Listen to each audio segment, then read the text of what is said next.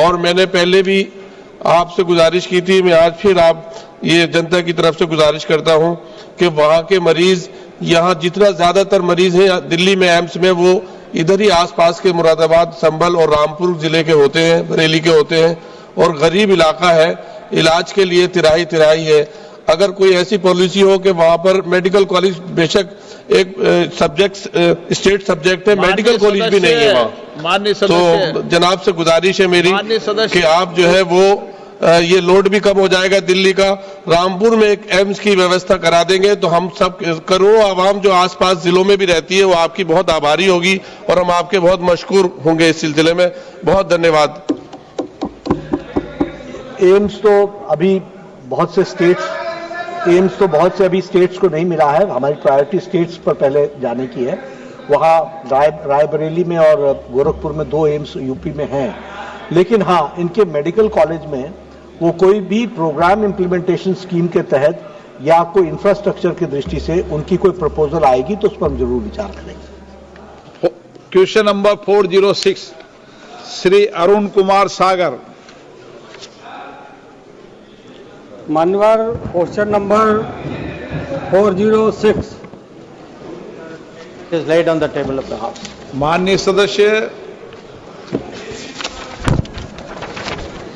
माननीय अध्यक्ष महोदय, मैं आपका आभार व्यक्त करना चाहता हूं कि आपने प्रश्नकाल में मुझे बोलने का अवसर दिया।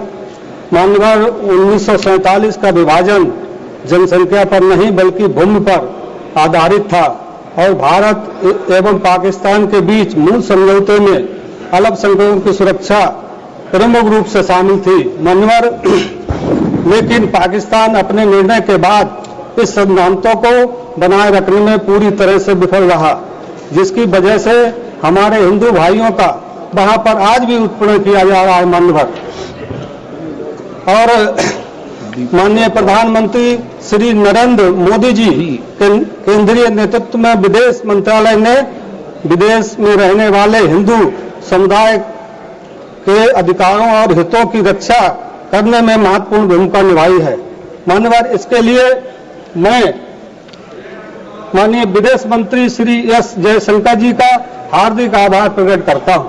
लेकिन पाकिस्तान में हमारे धार्मिक मंदिरों को तोड़ना और उन्हें नुकसान पहुंचाना, हिंदू भाइयों की हत्या करना और उनके जबरन धर्म परिवर्तन के लिए मजबूर करना एक गंभीर चिंता के विषय है। मान्यवर,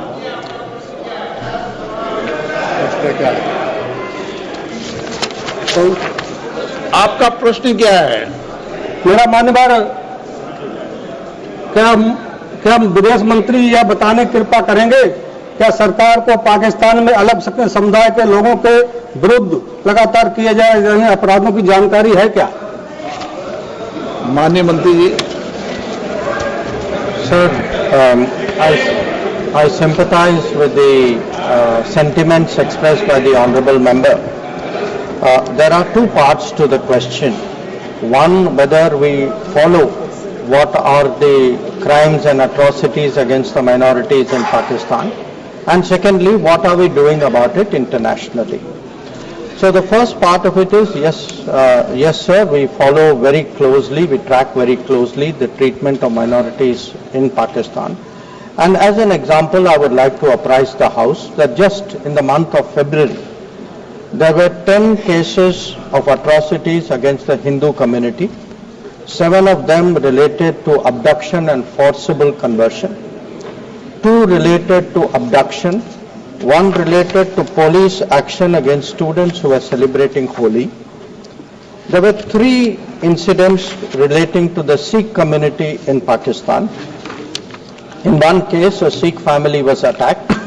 In another case, a Sikh family was threatened because of the reopening of an old Gurdwara. There was also an abduction and conversion issue with one girl from that community. There were 2 cases pertaining to the Ahmadiyya community.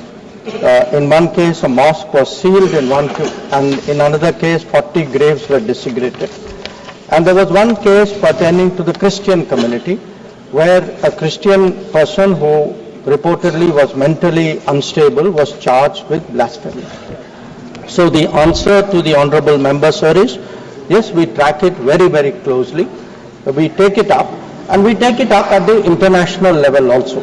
Again, to give two recent examples, sir, in the month of February, our representative at the UN Human Rights Council pointed out that Pakistan is a country where, I quote him, where human rights abuses, persecution of minorities, and systematic erosion of democratic values are state policies, they constitute state policies, which brazenly harbors UN-sanctioned terrorists, and Pakistan is in no position to lecture anyone.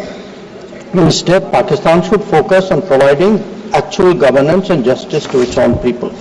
Our ambassador in the UN General Assembly also just 2 weeks ago underlined the fanatical mindset of Pakistan, which he said was very well known, and its record of bigotry. So we are taking it up at the international level. जी जी बताएं, मान्य पूछे। माननीय, मेरा दूसरा पूर्व प्रश्न हमारे पड़ोसी देश बांग्लादेश में रह रहे हिंदू भाइयों की सुरक्षा के बारे में है। यह सही है कि हमारी सरकार केंद्र सरकार से बांग्लादेश में हिंदुओं की सुरक्षा, सम्मान और भलाई सुनिश्चित करने के लिए हर संभव प्रयास कर रही है। ओके। लेकिन बांग्लादेश में हिंदुओं के खिलाफ हिंसा और अत्याचार की घटनाएं लगातार बढ़ रही